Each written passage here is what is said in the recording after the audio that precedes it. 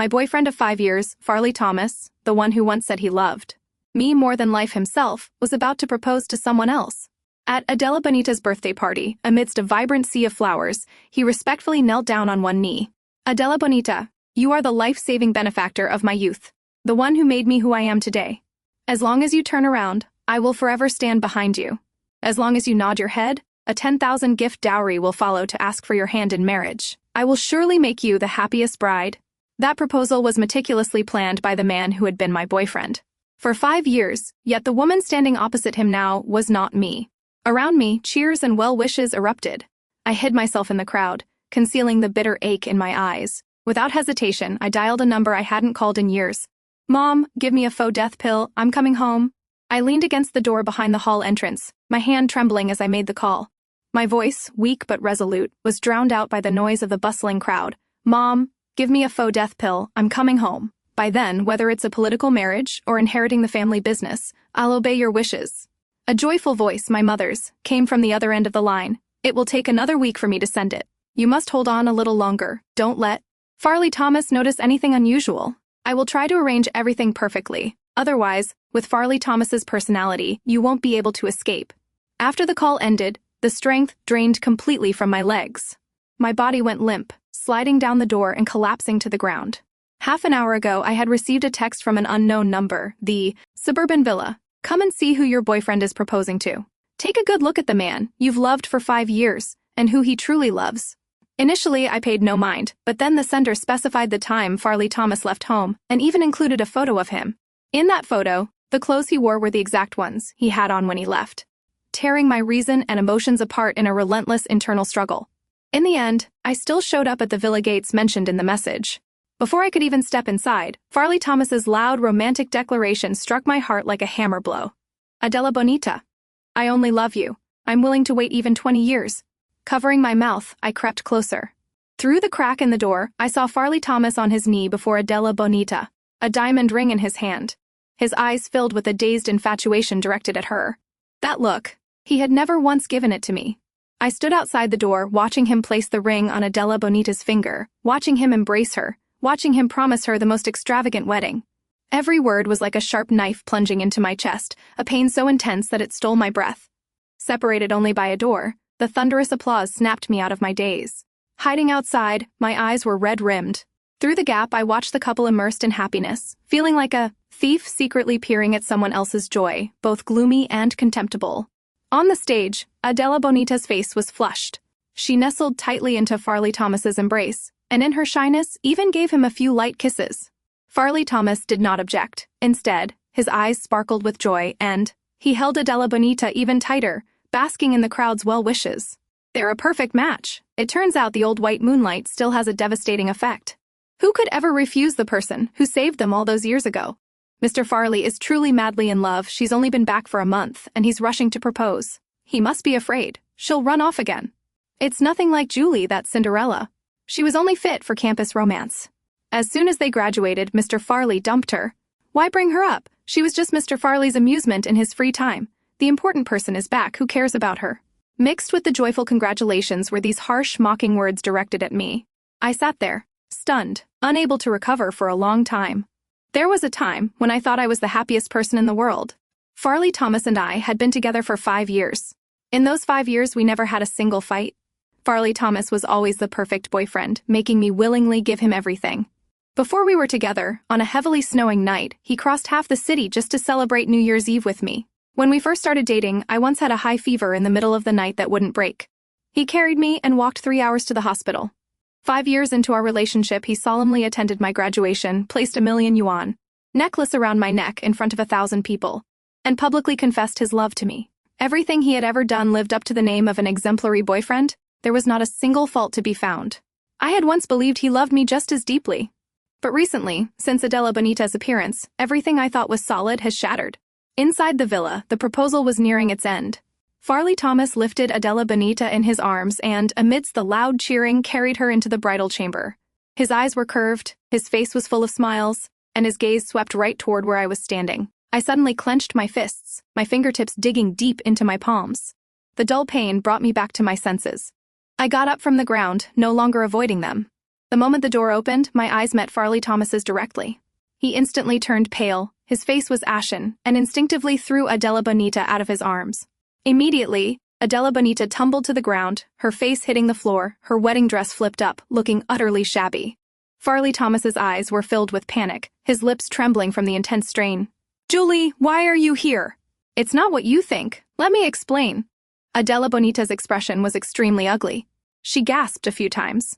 Seeing no one helping her, she got up on her own, adjusted her wedding dress, and flashed a polite smile. "Sister Julie, long time no see.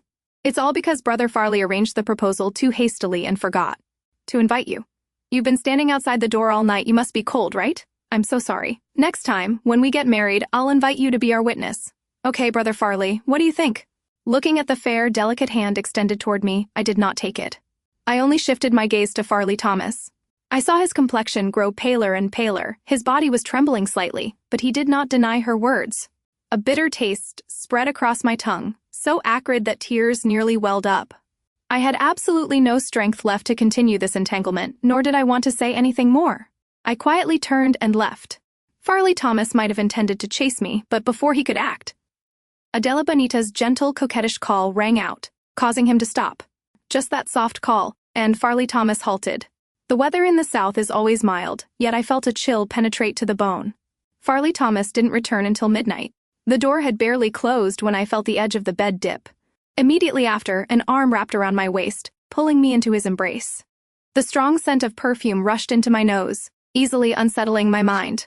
"Wife? Still angry?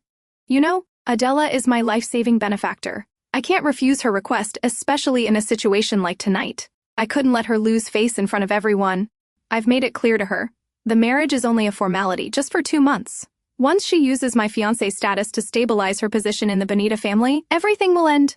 The person I love has been you from beginning to end. With her, it's just about repaying a past debt. You understand me, right? Please bear with me for this time. Endure it for a while, okay?" In the span of a month, this was the 10th time, Farley Thomas had mentioned his so-called life-saving benefactor. A month ago, he answered a phone call and then uncharacteristically disappeared for an entire day. The next day, he returned with Adela Bonita, arranging for her to live in the apartment next door. The apartment that was originally prepared as our honeymoon suite. He said that during his youth, he suffered from depression, and Adela Bonita had saved his life. Without her, he might not have lived to this day, and certainly wouldn't be with me. Therefore, he must repay her, and I should be tolerant. From that day on, he started mentioning Adela Bonita frequently, and often didn't come home. "Adela is injured, I have to take her to the hospital. If you have a stomachache, just take a pill and wait for me to get back. Adela had a nightmare and is afraid to sleep alone, I have to go sleep with her. Adela's old injury has flared up, I have to massage her. I won't be home tonight. Adela has to go back to the Bonita family, I'm worried. I'll pretend to be her boyfriend and take her back. Wait for me a bit. I'll come back and go to your grandfather's funeral with you." Because of his attitude and their overly close relationship, I began to feel uneasy. Once, I only asked a few gentle questions, but that was the first time Farley Thomas ever lost his temper and yelled at me, "She's my life-saving benefactor. Without her, I wouldn't be who I am today. Treating her well is something I should do. Can you stop using your petty, narrow-minded female thinking to judge what's between us? What I have with her is gratitude, what I have with you is love. How many times do I have to tell you before you'll believe it? Aren't you tired?" His firm attitude made me retreat again and again, giving him my complete trust repeatedly, to hypnotize myself that it was just about repaying a debt, nothing more. But until today, when I saw him propose to Adela Bonita with my own eyes, I finally woke up completely. A man whose heart belongs to another, I don't need him anymore. At this moment, Farley Thomas, having waited for my reaction in vain, finally lost his patience. He reached out and forcefully pulled me up from the bed, grabbing my shoulders. "Wife, are you very tired lately? Should your husband give you a massage? I recently learned a few new techniques. I guarantee they'll make you feel much better. You'll sleep soundly after the massage. Then you can be tolerant of me for 2 more months, okay?"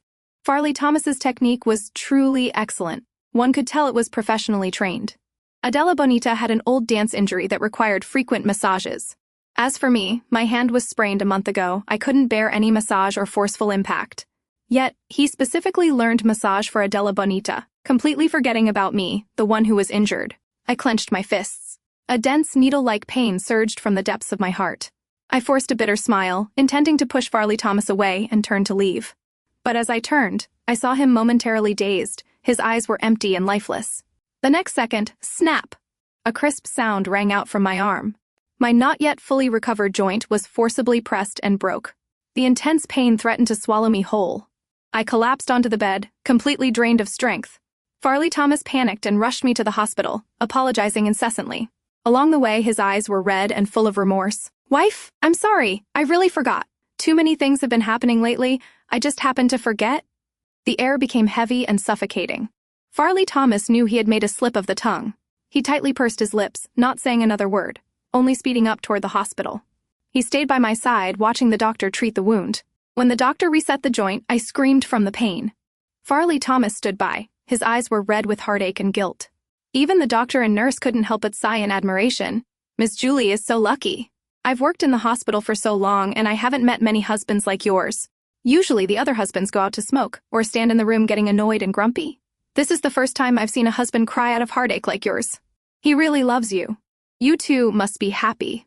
Hearing those admiring words, my heart suddenly felt choked with bitterness. Did he still love me? I quietly looked toward Farley Thomas.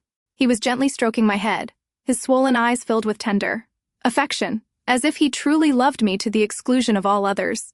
But if he truly loved me, why would he forget my injury for the sake of another woman? If he truly loved me, how could he marry another woman? He kept saying it was repaying a life-saving debt, but would a benefactor go as far as kissing? The sharp pain in my arm left me no strength to respond. I awkwardly curved my lips, then closed my eyes and lay still on the hospital bed, pretending to sleep. When the room was empty, my tears silently fell, without a sound. In the following days, Farley Thomas was entirely focused on me, doing everything himself.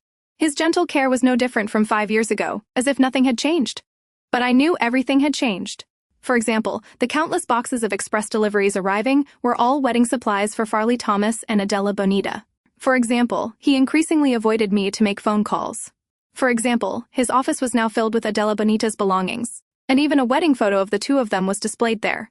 On the day I needed a bandage change, Farley Thomas bowed his head and said with deep guilt, "Wife, I'll have my assistant take you for your bandage change this time. Adela had an accident. The Bonita family is using the excuse that she is fine to pressure her into handing over her shares. It was so sudden. I have to immediately go register our marriage with her and announce it publicly to give her a backing. Be a good girl and wait for me at home. I'll come right back to you when it's done." I neither argued nor tried to keep him. I quietly waited for him to leave home, and then I left too. At the prearranged restaurant, I received the faux death pill from my mother.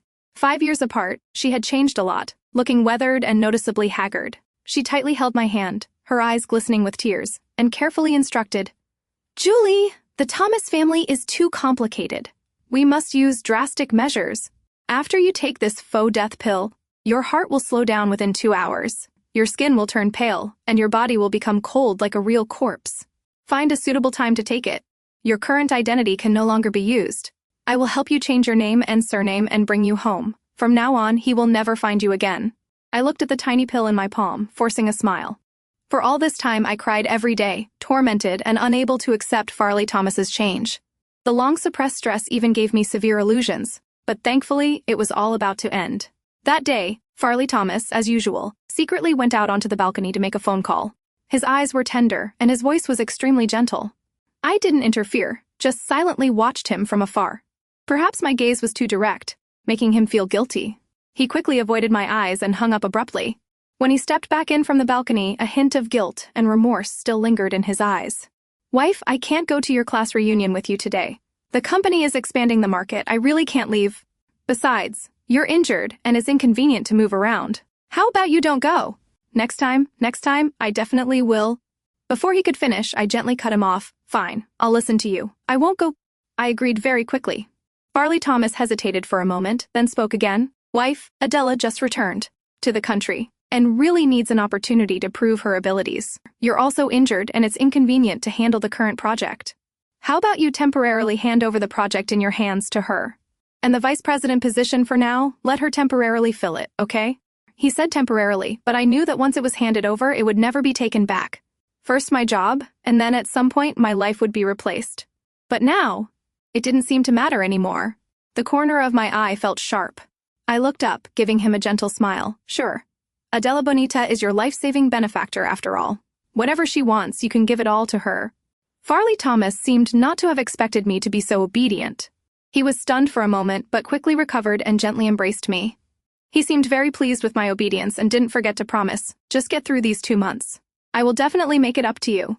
I no longer cared whether he went with me or not. The next day, I went to the Swan Hotel alone, had a simple dinner, and then seriously said goodbye to everyone at the class reunion. When I got home, the tension of many days left me dizzy and exhausted. My arm ached so much that I couldn't lift it. I habitually walked into the kitchen, intending to pour a cup of herbal medicine. It was the medicine Farley Thomas had been brewing for me lately, saying it helped with pain and sedation. Every time he went out, he would prepare a portion for me, afraid I would feel uncomfortable alone at home. But just as I picked up the cup of medicine, my phone suddenly chimed with a notification. Another strange message. "Don't drink that herbal medicine. That's a sleeping pill Farley Thomas prepared for you so he could secretly go meet me without being discovered. Tonight at 12 o'clock, remember to look closely at what your 5-year boyfriend is doing behind your back." My heart felt like it was being squeezed. My hand trembled, and the cup of medicine fell to the ground, shattering. A feeling of intense disgust welled up in my mind. I clenched my hand, intending to block the strange number on my phone. But before I could, a new message arrived, as if the person had anticipated it. "Don't rush to block the number. Don't you want to know how despicable your 5-year boyfriend truly is? Listen carefully tonight and see what choice he ultimately makes." Immediately after, the number was deactivated. The curses choked in my throat, only echoing in the empty house, vanishing into thin air. This was the first time I truly felt Adela Bonita's perversity. That night, I lay in bed. I was clearly exhausted, yet the chaotic pounding of my heart made it impossible to sleep. After 12 o'clock, the door creaked open softly. Instinctively, I slammed my eyes shut and held my breath. Footsteps, one light and one heavy, came closer and closer until someone pushed open my room door and approached the bed, less than half a meter away from me. "Do it here. Aren't you afraid Sister Julie will wake up?" A soft voice sounded. It was Adela Bonita. Next, the response was not a refusal, but the sound of fabric tearing. "It's fine. She's had the medicine. She won't wake up. Don't you like this feeling? It's so stimulating." At this moment, a boom went off in my head, leaving my mind blank like a sheet of white paper. My complexion was ashen like burnt ash. A wave of nausea rushed over me, unstoppable. I fiercely clenched my fingertips, biting my lip tightly, barely managing to suppress the repulsive physiological reaction churning in my stomach. The sound of fabric against skin, moans, and the thump of flesh on flesh, all those sounds that made one want to violently vomit, kept relentlessly assaulting my ears. A long while later, Adela Bonita gasped and pushed Farley Thomas away, her voice full of arrogance mixed with coquetry. "Farley Thomas, do you love me? I'm a traditional girl. I only give myself to the one who loves me. If you love me, I'm yours from now on. If you don't, I will withdraw after this fake marriage." The room fell silent, with only 3 distinct breaths remaining. I didn't dare move, holding my breath and waiting. Then I heard Farley Thomas's low voice. "I love you. I love Adela." Even though I had given up, my heart felt squeezed again. The cramping pain stole my breath, and the tears I had held back all day streamed out nonstop, soaking half my pillow. If only Farley Thomas had turned his head, he would have seen me crying, seen me trembling with pain, seen me shattering into pieces. But he didn't turn back. That entire night, he was lost in the warm, soft embrace, intense and infatuated. As for me, I kept my eyes tightly shut, not uttering a single word. Only the sounds of disgust echoed ceaselessly in my ears, tearing at my nerves, my reason, and my last shred of pride. I no longer felt pain, only numbness. Finally, when I was completely exhausted, while bothered by their relentless heavy breathing, I called out, "Farley Thomas!" Not loud, but clear. The atmosphere immediately froze. Immediately afterward, Farley Thomas scrambled and knelt by my bed, his voice full of anxiety and fear. Did you call me?" Seeing that I was still silent with my eyes closed, he assumed I was having a nightmare and talking in my sleep. Only then did he tiredly slump onto the floor, panting heavily. After regaining some strength, he began to tidy up the room, then pulled Adela Bonita out to the living room. As soon as he left, I immediately jumped up with the fastest speed, left that defiled room, and rushed straight into the bathroom. I vomited violently, as if my internal organs were tearing apart. The metallic, salty taste and the grating sounds were branded into my mind. Intertwined with the beautiful memories I once shared with Farley Thomas, they now became a humiliating and disgusting satire. I vomited until only bile was left in my stomach. Finally, unable to bear it, I collapsed onto the cold floor, my body shaking uncontrollably. I sat in the bathroom for a long time. When I felt my breathing gradually stabilize, I leaned against the wall, slowly stood up, and walked out. As soon as I opened the bedroom door, I met Farley Thomas's eyes. He was in the kitchen preparing breakfast. "Wife, you're up early? What's wrong? Your face is pale. Are you feeling unwell anywhere?" "Let me check. Is your hand hurting or your stomach? Tell me quickly. Don't make me worry." Farley Thomas dropped his utensils, his expression tense, constantly checking my body, as if he was genuinely worried. His brows furrowed, his eyes full of concern. If the strange scent on him hadn't completely faded, perhaps I would have dared to dream a little that he really loved me. He was acting so well, perhaps he even believed it himself. I gently pushed him away, saying coldly, "I'm fine, just didn't sleep well." Farley Thomas was momentarily stunned when I pushed him away. I didn't care. I glanced around. Adela Bonita was gone, and even the living room had been thoroughly cleaned. I had to admit he was truly proficient, terrifyingly meticulous. I walked straight to the living room to pour water. Farley Thomas didn't go back to the kitchen but followed me. He observed my expression and asked in a low voice, "Have you been having nightmares lately? Did you see anything strange?" My hand paused mid-pour. I looked at him with derision. "Yes, I dreamed you were cheating on me, even bringing someone home. It scared me to death. Luckily, it was just a dream." Farley Thomas's face immediately went pale, almost translucent. His lips trembled. After a long moment, he forced a smile. "Yeah, just a dream. Things in dreams are usually not real." I didn't know if he was comforting me or deceiving himself. I coldly curved my lips into a sneer. Unlike before, I didn't gently coax him. Looking at his panicked expression, I suddenly felt very much looking forward to the day I left. In the following days, perhaps because of my increasingly apparent coldness, Farley Thomas grew worried. He clung to me every minute, not giving me any chance to escape his sight. Just when I was about to reach my limit with the annoyance, Farley Thomas received an urgent call and had to go out. Only 5 minutes after he left, Adela Bonita appeared. She came into the house without any reservation, blatantly threatening me to leave. She even flaunted photos of her and Farley Thomas in bed, wearing a disgusting, smug smile that made me nauseous. It was at that moment my most perfect plan was born. I took the faux death pill, then lured her to the stairs. It was a spot I had carefully chosen. The surveillance camera there was extremely clear and could record everything. I looked straight into Adela Bonita's eyes and said, "I'm pregnant. Farley Thomas will never marry you." That short sentence completely shattered Adela Bonita's composure. Her eyes turned red, filled with fury. Then, under my provocative gaze, she suddenly shoved me violently down the stairs. I tumbled down the steps, rolling over and over. Just before closing my eyes, I heard Adela Bonita's horrified scream above. I felt a sense of relief. I had finally escaped this filthy relationship. It was all over. I lay in the hospital morgue, my body stiff after taking the faux death pill. My mother had arranged everything. A disguised doctor stepped out and made a call. "Hello. Is this Mr. Farley Thomas? I need to inform you of something. Ms. Julie suffered a severe miscarriage leading to excessive blood loss. Emergency treatment was unsuccessful, and she has passed away. Your name is listed as the sole next of kin in her file. Please come to the morgue today to sign the paperwork and collect the death certificate. We are deeply sorry.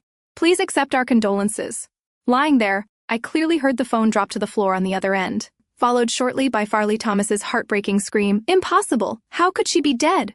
The faux death pill only worked for 2 hours. During that time, the doctor arranged by my mother stayed by my side to monitor me. My body was stiff, but my consciousness was still vaguely present. I could hear the chaotic sounds around me. As the drug began to wear off, my consciousness slowly returned. I heard Farley Thomas's voice. "You people better give me an explanation, or I will level this shabby hospital. My wife is Julie. I saw her just half an hour ago. How can you say she's dead? You are scammers. Who gave you the right to curse my wife to death? Bring her body out here." He was frantically cursing and smashing things, apparently dragging along bodyguards, seizing both the doctor and hospital security, causing a commotion in the cold morgue. At that moment, the doctor next to me gently patted my hand and softly pushed the gurney out of the room. The instant I was wheeled out, the air seemed to freeze. Farley Thomas's shouts ceased abruptly. I felt a trembling, warm hand touch my face. Then came Farley Thomas's voice, choked and broken. "Wife, why are you here? Why are you lying here?" As he spoke, more and more tears fell onto my face, warm and desperate. "Don't scare me. I can't handle this kind of joke. Wake up. Please wake up. I will divorce Adela Bonita immediately. I won't help her anymore. Don't scare me. Let's go home, okay? You can scold me, blame me, just don't be silent like this." Farley Thomas knelt beside me, constantly touching my face, his movements growing stronger as if he wanted to wake me up by any means, as if he thought I would wake up if I just warmed up. "No, impossible. You were clearly home. Impossible. The hospital must have made a mistake. Call the director here. Bring the director out now. He was completely insane, sometimes wailing, sometimes doubting. All around were the terrified eyes of the onlookers. Finally, the doctor my mother had arranged couldn't stand it anymore and spoke coldly, Mr. Farley. The hospital's diagnosis is not mistaken. Your wife, Julie, fell down the stairs half an hour ago, lost the 3-month-old child in her womb. Due to not being brought to the hospital in time, she lost too much blood and died. This is the death certificate and the documents for the cancellation of Miss Julie's identity. Please sign them. After signing, the body will be cremated today. Please control your emotions. She is no longer with us. The doctor's calm words were like a direct stab into Farley Thomas's heart. Thud. His hand, which was gripping mine, shook violently, and he collapsed to the floor. Farley Thomas fainted on the spot. The nurse whispered, "Although he's unconscious, the procedure still needs to be completed quickly. Since he can't sign, we'll just need to take his fingerprint." Just then, I, the one presumed dead, suddenly opened my eyes, taking a deep, gasping breath as if I had risen from hell. I coughed violently, breathing heavily, feeling like I had just escaped drowning. My heart pounded erratically, and my whole body ached as if crushed. The doctor quickly placed an oxygen mask on me, gently patting my back to reassure me. "Miss Julie, the faux death pill has strong side effects, but everything is done now. The death certificate is issued. From today, Julie no longer exists in this world. Here are the new passport and identity documents prepared by your mother. Tonight, you will leave this place on the earliest flight." I took the documents, thanking him softly. The doctor then handed me a new set of clothes, complete with a mask, sunglasses, and disguise accessories. After changing, I bowed my head to thank him again, then left the doctor's restroom. After fully disguising myself, as I stepped into the hospital lobby, I saw a completely deranged Farley Thomas. His face was pale and full of agony. His eyes were red, his expression utterly depressed. Under the gaze of the onlookers, he was tightly strangling Adela Bonita's neck. "It was you. You killed my wife." "Adela Bonita. By what right did you touch her?" "What right? I agreed to marry you. I gave you money, gave you power. Weren't you satisfied? Julie had my child in her womb. Did you know? You killed my wife, you killed my child, you destroyed my family. A life for a life. I want you to pay for her life." Farley Thomas squeezed her neck until her face was red, his whole body trembling from the excessive force. From a few meters away, I could still see the pale face and sheer terror clearly reflected on Adela Bonita. "Farley Thomas, you can't treat me like this. I'm the one who saved your life when you were little. You can't repay kindness with malice." The people gathered initially intended to intervene, but after hearing Farley Thomas's words, they all silently withdrew. No one wanted to get involved. Adela Bonita's former arrogance completely collapsed. Just when I thought Farley Thomas would actually choke her to death, he suddenly let go, throwing her violently onto the ground. "Dying like that is too easy for you. I want you to live to see the Bonita family collapse, to see you lose everything. You must also taste what it's like to be left all alone." As soon as he finished speaking, Farley Thomas's whole body shook, his face turning ghostly white. Then he collapsed again, fainting on the ground. Before losing consciousness, he still whispered in a faint breath, "Don't cremate her. Give me back my wife intact. Don't give me some urn of ashes and tell me it's her. I don't believe it. Until I see it with my own eyes, I won't accept it." I stood coldly at a distance, watching him go mad like a wounded animal. Strangely, at this moment, my heart no longer felt any intense emotion. I turned and walked away. Now, even a single glance felt disgusting. A man who, in the end, still only knows how to blame others is not worth me wasting another second of my life on. That night, I boarded a flight and left the country. The next day, at noon, the plane landed. As soon as I stepped out of the airport, I saw my family waiting. Everyone had red eyes and hugged me tightly, refusing to let go. I dropped my luggage and rushed into their arms, regretting once again the years I had caused them pain. Fortunately, I still had a chance. From now on, I will stay by their side and fully fulfill my filial duties. Half a year later, I accidentally saw news about Farley Thomas in the newspaper. Not only did he not marry Adela Bonita, but he single-handedly tore down the Bonita family, putting Adela Bonita in prison, where she faced decades behind bars. Farley Thomas used a mutual destruction tactic. Although he brought down the Bonita family, the Thomas family wasn't much better off. Now, the Thomas family was just an empty shell, so his removal from his position was only a matter of time. I clicked on the video clip accompanying the news of Adela Bonita's arrest and immediately saw her face, covered in bruises. Only her voice was still familiar. She was screaming frantically into the camera, "Farley Thomas, you won't have a good end. Julie's death was caused by you. Yes, I pushed her, but I was going to save her too. She didn't want to live. She wouldn't let me save her. It was all because you cheated. You made her lose all hope in life. The person who truly killed her is you.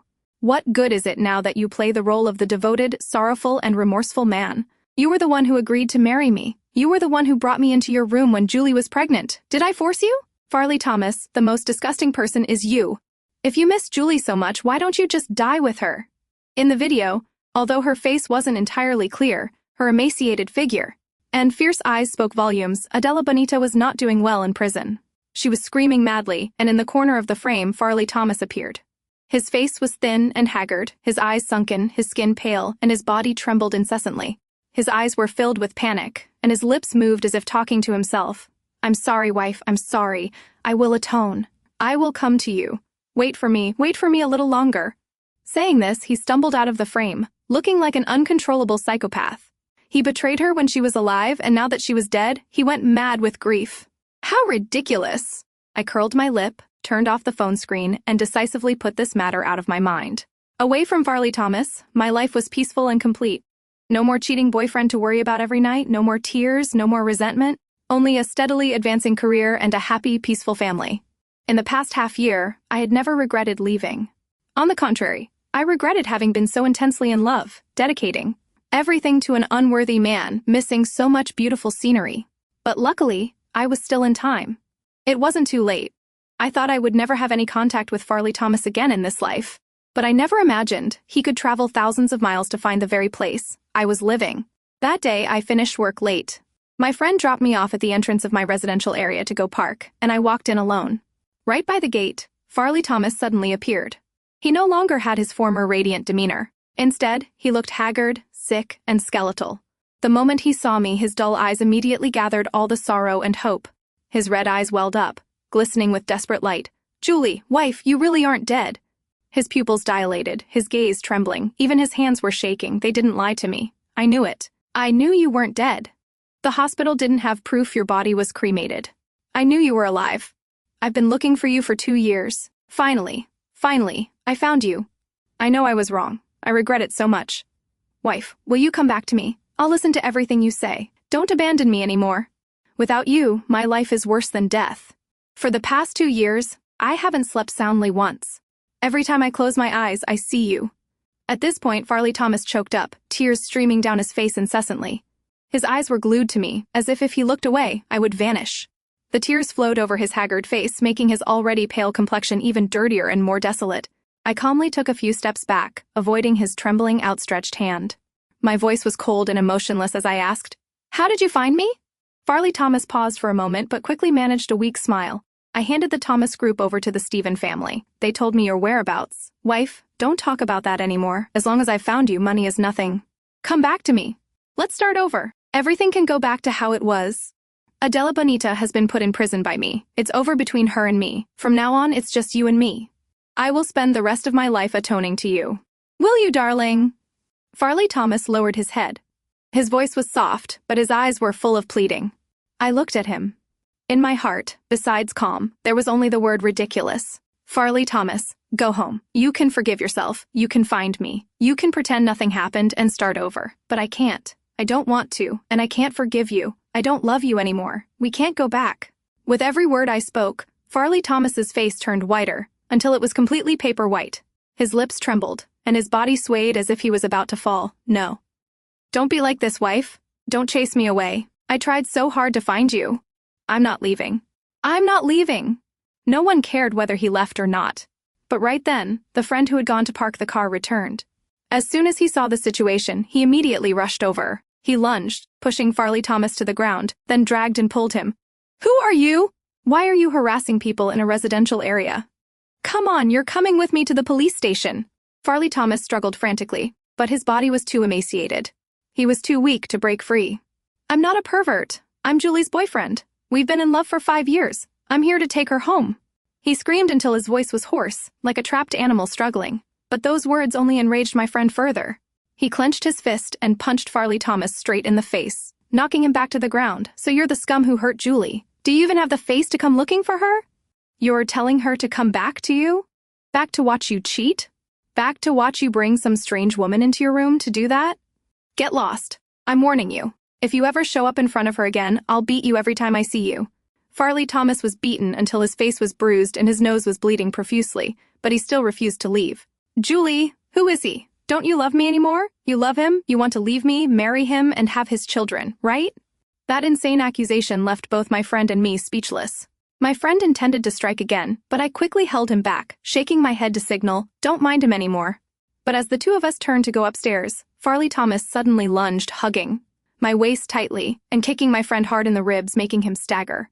Farley Thomas, are you crazy? Let go. He seemed to go mad, grabbing anything near his feet and throwing it straight at my friend, without any hesitation. He even ripped the fire extinguisher off the wall. Just as Farley Thomas was about to smash the fire extinguisher down, I desperately lunged, pushing him to the ground. A cry of pain rang out beneath my body. I scrambled up and, unable to hold back, delivered a powerful slap straight across Farley Thomas's face. The slap jolted him out of his frenzy. Farley Thomas, you're beyond cure. If you don't know how to cherish what you have, go sit in jail. Go reunite with your little mistress there. Finally, Farley Thomas was taken away by the police. As he was being dragged away, he was still screaming frantically, "Wife, don't leave me! I don't care if you're with someone else! Just look at me once. I'll do anything you want. I beg you. Don't hide from me anymore. If I lose you, I really can't live. If I lose you this time, I don't know where to find you again." I stood still, my eyes were icy, turning to go upstairs without a word. Farley Thomas hadn't inflicted serious injuries, so he wasn't criminally prosecuted. After being released, he continued to appear everywhere in my life, my company, my residential area, restaurants, pathways, bus stops, airports. As long as I showed up, he was there. He continuously recounted the past, hoping I would turn back, but I only felt annoyed and disgusted. Finally, I sent him 2 messages, a picture of me faking a pregnancy, and a notice of a change of address. Since I had never lied to him while we were together, Farley Thomas easily believed it. Immediately, Farley Thomas seemed to collapse. He called me hundreds of times, but I didn't answer. He sent long, rambling text messages, but I still didn't reply. Finally, he sent a video clip. In the video, Farley Thomas had a scruffy beard, dark circles under his eyes, and looked into the camera with an exhausted and desperate gaze. He was crying, laughing, and watching. "I'm sorry, it's all my fault. This is the retribution I deserve. Julie, this time you must live happily." At the end of the video, the screen went black, with only the sound of choked sobs. I knew that this time, my world was finally quiet. New Year's arrived. When the midnight bells rang, a man in black jumped off a bridge. The scene was chaotic. People jumped in to rescue him. People ran away in fear. The next day, the news topped the search trends. CEO Farley Thomas commits suicide, died for love, tragedy of a broken relationship. When I read the news, Farley Thomas's body had already been claimed by his family for the funeral. His family tried every connection to contact me, begging me to come and send him off one last time. But I refused without hesitation. Everything was his choice. Cheating was his choice. Ending his life was also his choice. I never intervened. So, no matter how tragic his outcome is, it has nothing to do with me.